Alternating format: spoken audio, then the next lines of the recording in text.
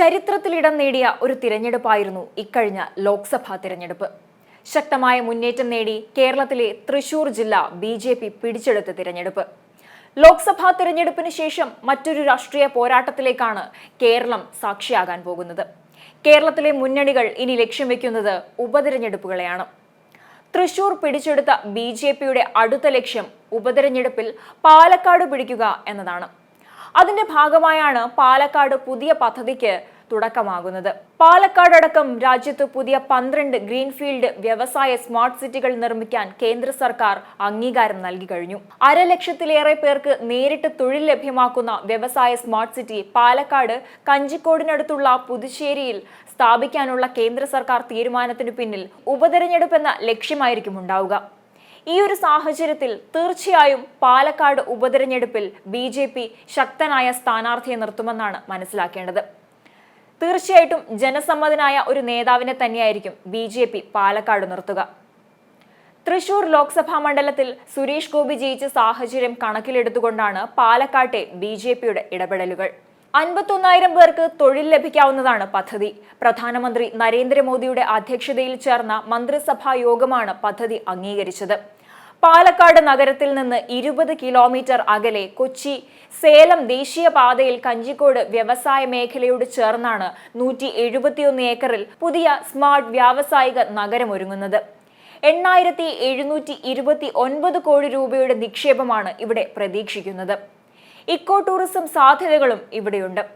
ദേശീയപാതയും കോയമ്പത്തൂർ വിമാനത്താവളം, കൊച്ചി വല്ലാർപാടം കണ്ടെയ്നർ തുറമുഖം എല്ലാം പാലക്കാട് വ്യാവസായിക നഗരത്തിന്റെ സാധ്യതകൾ ശക്തമാക്കുന്നു. പാരിസ്ഥിതിക അനുമതി അടക്കം അതിവേഗത്തിൽ ലഭ്യമാക്കുന്നതാണ് പദ്ധതിയുടെ രൂപരേഖ. ദേശീയ അന്തർദേശീയ കമ്പനികളിൽ നിന്ന് കേന്ദ്ര സർക്കാർ പാലക്കാട്ടേക്ക് നിക്ഷേപം പ്രതീക്ഷിക്കുന്നുണ്ട്. കേന്ദ്രത്തിന്റെയും കേരളത്തിന്റെയും തുല്യ പങ്കാളിത്തത്തോടെയാണ് പദ്ധതികൾ നടപ്പാക്കുന്നത്. നേരത്തെ പ്രഖ്യാപിച്ച ഇന്റഗ്രേറ്റഡ് മാനുഫാക്ചറിംഗ് ക്ലസ്റ്റർ പ്രകാരം പുതുശ്ശേരി സെൻട്രലിലും കണ്ണമ്പ്രയിലുമായും ഭൂമി ഏറ്റെടുത്തിട്ടുണ്ട്. 2019 ദേശീയ വ്യവസായ ഇടനാഴി വികസന പദ്ധതി പ്രകാരം ചെന്നൈ ബംഗളൂരു വ്യവസായ ഇടനാഴി കോയമ്പത്തൂർ വഴി കൊച്ചിയിലേക്ക് നീട്ടാൻ തീരുമാനിച്ചിരുന്നു. കേരളമടക്കം 10 സംസ്ഥാനങ്ങളിലായി 28,602 കോടി ചെലവിൽ 12 വ്യവസായ സ്മാർട്ട് സിറ്റികൾക്കാണ് കേന്ദ്ര മന്ത്രിസഭയുടെ സാമ്പത്തിക കാര്യ സമിതി അംഗീകാരം നൽകിയത്. ഇതെല്ലാം പാലക്കാട് ഉപതെരഞ്ഞെടുപ്പിൽ വോട്ടായി മാറുമെന്നാണ് ബി.ജെ.പി. പ്രതീക്ഷിക്കുന്നത്.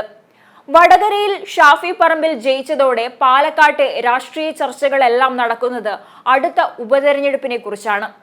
കഴിഞ്ഞ നിയമസഭാ തിരഞ്ഞെടുപ്പിൽ ലഭിച്ചത് നേരിയ ഭൂരിപക്ഷമാണെങ്കിലും നിലവിലെ സാഹചര്യം തീർത്തും സുരക്ഷിതമാണെന്നാണ് യു.ഡി.എഫിന്റെ വിലയിരുത്തൽ. നഗരസഭയിലെ സ്വാധീനം മുതലെടുത്ത് മുന്നിലെത്താമെന്നാണ് ബി.ജെ.പിയുടെ കണക്കുകൂട്ടലും. അതേസമയം വലിയ സ്വാധീനമില്ലാത്ത മണ്ഡലത്തിൽ നില മെച്ചപ്പെടുത്താനാകും CPM ശ്രമിക്കുക. ഇതിനിടയിലാണ് കേന്ദ്ര പദ്ധതികൾ പ്രഖ്യാപിച്ച് ബി.ജെ.പി. പാലക്കാട് സജീവമാകാൻ ശ്രമിക്കുന്നത്. കഴിഞ്ഞ 3 നിയമസഭാ തിരഞ്ഞെടുപ്പുകളിൽ യു.ഡി.എഫിനൊപ്പം നിന്ന മണ്ഡലമാണ് പാലക്കാട് മണ്ഡലം. കഴിഞ്ഞ തിരഞ്ഞെടുപ്പിൽ മെട്രോമാൻ ഇ ശ്രീധരനെ ഇറക്കി ബി.ജെ.പി. കളം നിറഞ്ഞപ്പോൾ ഷാഫി പറമ്പിൽ ജയിച്ചത് 3,859 വോട്ടിനാണ്. ലോക്സഭാ തിരഞ്ഞെടുപ്പിൽ ഇത്തവണ പാലക്കാട് നിയമസഭാ മണ്ഡലത്തിൽ നിന്ന് യു.ഡി.എഫിന് ലഭിച്ചത് 52,779 വോട്ടുകളാണ്. രണ്ടാമതെത്തിയ ബി.ജെ.പിയേക്കാൾ 9,707 വോട്ടിന്റെ ഭൂരിപക്ഷം. നഗരസഭാ പരിധിയിലും മികച്ച മുന്നേറ്റം നടത്താൻ കോൺഗ്രസിന് കഴിഞ്ഞിരുന്നു. ഇതേ ട്രെൻഡ് തുടരുകയാണെങ്കിൽ ഉപതെരഞ്ഞെടുപ്പിലെ വിജയം ഉറപ്പെന്നാണ് അവർ കണക്കുകൂട്ടുന്നത്. ഷാഫി പറമ്പിൽ വടകര മണ്ഡലത്തിലേക്ക് ജയിച്ചു കയറിയപ്പോൾ തന്നെ പകരം ആര് എന്ന ചർച്ചകൾ സജീവമായി തന്നെ ഉണ്ടായിരുന്നു.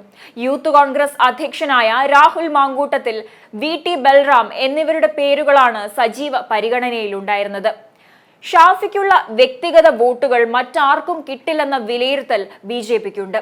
തുടർച്ചയായ നഗരസഭാ ഭരണവും കഴിഞ്ഞ 2 നിയമസഭാ തിരഞ്ഞെടുപ്പുകളിലും രണ്ടാമതെത്തിയതിന്റെ ആത്മവിശ്വാസവുമാണ് ബി.ജെ.പിയുടെ പ്രതീക്ഷ. ഇ ശ്രീധരനെ പോലെ പൊതുസമ്മതനെ ഇറക്കിയായിരിക്കും ഇത്തവണയും ബി.ജെ.പിയുടെ നീക്കം.